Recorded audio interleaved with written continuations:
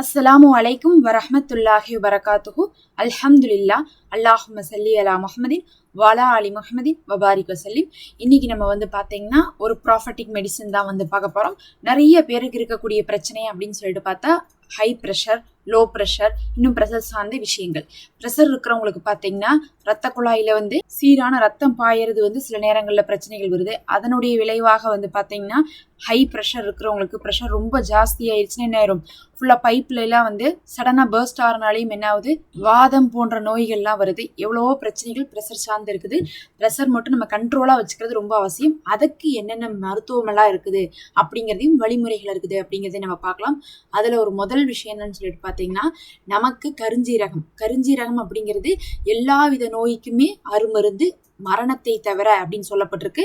அதுல ரொம்ப முக்கியமாக ப்ரெஷருக்கு நம்ம அதை நம்ம எடுத்து வருவதன் மூலமாக நம்ம அதை எடுக்கணும்னா வாரத்துக்கு 2 அல்லது 3 முறை நம்ம எடுத்துக்கலாம்.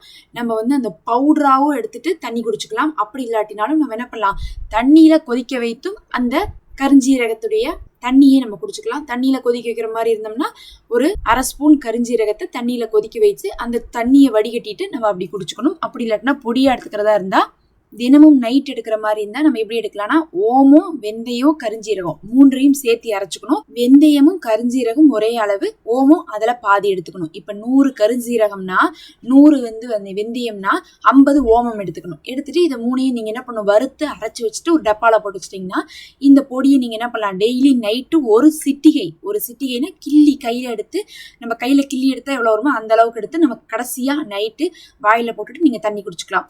இப்படி நீங்க டெய்லி நைட் கொண்டு வரலாம். இது பாத்தீங்கன்னா ஒரு பிஞ்ச் தான் எடுக்கிறோம். அந்த ஒரு பிஞ்ச்ல கருஞ்சீரகமும் இருக்கும், ஓமமும் இருக்கும், வெந்தயமும் இருக்கும். அதனால அந்த அளவு கரெக்டா இருக்கும். கருஞ்சீரகத்தை பொறுத்தளவுக்கு மரணத்தை தவிர எல்லா நோய்க்கும் மருந்துன்னு சொல்லப்பட்டாலும் அதை அதிகமா எடுத்துக்கொள்ளக்கூடாது, ரெகுலரா நம்ம எடுத்துக்கொள்ளக்கூடாது. அதனாலதான் நம்ம பாத்தீங்கன்னா அளவு ரொம்ப முக்கியம். அப்போ ஒரு சிட்டிகையில 3மே கலந்துருக்கு, வெந்தயம், ஓமம், அதுக்கப்புறம் பார்த்தா கருஞ்சீரகம். அப்ப அந்த அளவுக்கு நம்ம பொடி பண்ணி வச்சு நம்ம எடுத்துக்கிற மாதிரி தான் தினமும் எடுத்துக்கலாம். நைட்டு மட்டும் எடுத்துட்டு படுங்க. இல்ல நான் தண்ணியில சுட வச்சு குடிக்கிறீங்கிறவங்க வாரத்துக்கு 2 அல்லது 3 தடவை சுட வச்சு குடிக்கலாம். ஒரு 1/2 ஸ்பூன் கருஞ்சீரகத்தை தண்ணியில போட்டு, ஒரு கிளாஸ் தண்ணியில போட்டு கொதிக்க வைங்க. அது அதுக்கப்புறம் கொதிச்சதுக்கு பிறகு ஆஃப் பண்ணி ஆற விட்டுட்டு வடிகட்டி அந்த தண்ணி என்ன பண்ணலாம், வாரத்துக்கு 2 தடவை அந்த மாதிரி குடிக்கலாம். இப்படி குடிக்கிறதின் மூலமாக உங்களுக்கு என்ன ஆகும்னு பார்த்தீங்கன்னா, உங்களுடைய பிளட் வெசல்ஸ்லாம் நல்லா ஃப்ளோ ஆகிறதுக்கு ஈஸியா இருக்கும். முக்கியமா உங்களுக்கு ரத்த அடைப்புலாம் ஏற்படாது. ஹார்ட் அட்டாக் போன்ற நோய்கள்லாம் வராது. பிளட் ரொம்ப திக்கா இருக்குது, நம்ம பைப் ஃபுல்லா அடைச்சிருக்குது அப்படின்னா தான் இந்த மாதிரியான ப்ராப்ளம் வரும். அப்போ பைப் அடைச்சிருந்தாலும் பிளட்டை தின் பண்ணி உங்களுக்கு என்ன பண்ணும், அதை ஃப்ளோ ரெகுலர் பண்ணி கொடுக்கும். அதனால நீங்க கருஞ்சீரகம் எடுக்கலாம். அடுத்தது 2வது ஆப்பிள் சைட் வினிகர் எடுத்துக்கலாம். வினிகர்னா சாதா வினிகர் கிடையாது, ஆப்பிள் சைட் வினிகர்.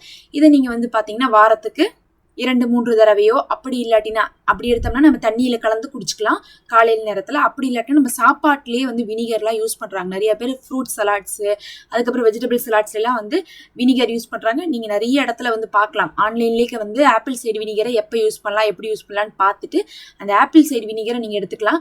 சலாட்ல எல்லாம் ஊற்றி சாப்பிட்டீங்கன்னு வச்சுக்கோங்க. வினிகர் ரெகுலரா எடுக்கிறதன் மூலமாக உங்களுக்கு பிளட் ப்ரெஷர் கண்ட்ரோல் ஆகும். அது இல்லாம 3வதாக பார்த்தா அஜ்வா டேட்ஸ். இந்த அஜ்வா டேட்ஸ் பாத்தீங்கன்னா ரொம்ப பிரயோஜனமா இருக்கும். பொதுவா இருக்கக்கூடிய பேரிச்சம்பழத்தை விட அஜ்வா பேரிச்சம்பழங்கள் விலை ரொம்ப ஜாஸ்தி. நான் எப்பயோ வாங்கினப்போ 600 ரூபாய்க்கு 1 கிலோன்னு வாங்கினேன். அவ்வளோ விலை ஜாஸ்தி. பார்க்கறக்கே குட்டி குட்டியா இருக்கும். அந்த டேட்ஸ் பாத்தீங்கன்னா அதிகமான பொட்டாசியம் இருக்கு. இன்னும் பாத்தீங்கன்னா அதுல கால்சியம் இருக்கு. நம்மளுடைய ப்ரெஷரை குறைக்கக்கூடிய விஷயங்கள்லாம் அதுல இருக்கிறதுனால நீங்க அதை எடுத்துக்கலாம். அதை நம்ம டெய்லியும் கூட நம்ம சாப்பிடலாம். அதுவும் பாத்தீங்கன்னா ஒரு இடத்துல அதை நீங்க 7 முறை சாப்பிடுவதன் மூலமாக உங்களுக்கு வரக்கூடிய உடலுக்கு வரக்கூடிய கெடுதல்களை அதை தடுக்கக்கூடியதா இருக்குன்னு சொல்லியிருக்காங்க. அதனால நீங்க 7 பேரிச்சம்பழமாவா கூட அஜ்வா டேட்ஸை நம்ம ரெகுலரா சாப்பிட்டு வரலாம். இல்ல அது ரொம்ப காஸ்ட்லியா இருக்குன்னா கூட நீங்க டெய்லி ஒரு 2 பேரிச்சம்பழம்னு சொல்லிட்டு அஜ்வா டேட்ஸை சாப்பிட்டுட்டு வரலாம். அடுத்தது பாத்தீங்கன்னா ஜம்சம் தண்ணி. எல்லா நோய்க்கும் அதுல நிவாரணம் இருக்கு. நீங்க எதுக்காக குடிக்கிறீங்களோ அதுக்கு அது நிவாரணமாக மாறும். அதனால ஜம்சம் தண்ணியை நியத்து வைத்து குடித்து வரலாம். இதெல்லாம் இல்லாம மார்க்க ரீதியா சொல்லணும்னா தினமும் மன அமைதியோடு ஒரு 1/2 மணி நேரம் திக்ரு செய்துவாங்க. ஏன்னா அல்லாஹ் சொல்றான், உங்களுடைய அந்த மன அமைதிங்கிறது திக்ரை கொண்டு இருக்குது அப்படின்னு சொல்லியிருக்கான் அல்லாஹ். அதனால நீங்க திக்ரு செய்வதன் மூலமாகவே உங்களுடைய ப்ரெஷர்லாம் என்ன ஆகும், அப்படி கண்ட்ரோல் ஆகும். உங்களுக்கு ஒரு ரிலாக்ஸேஷனா இருக்கும், ஒரு மெடிடேஷன் பண்ண ஒரு ஃபீல் கிடைக்கும். அது மூலமா உங்க ப்ரெஷரை நீங்க கண்ட்ரோல் பண்ணிக்கலாம். கவலைப்பட்டு, வருத்தப்பட்டு, அழுது, சண்டை போட்டு, கோவப்பட்டு எதுவும் மாற போறதில்ல. அல்லாஹ்வின் பக்கம் திக்ரு செய்யுங்க, அவன் எல்லாத்தையும் மாத்தி வைப்பான். அடுத்த வீடியோல பார்க்கலாம். மறக்காம லைக் பண்ணி சப்ஸ்கிரைப் பண்ணிக்கோங்க.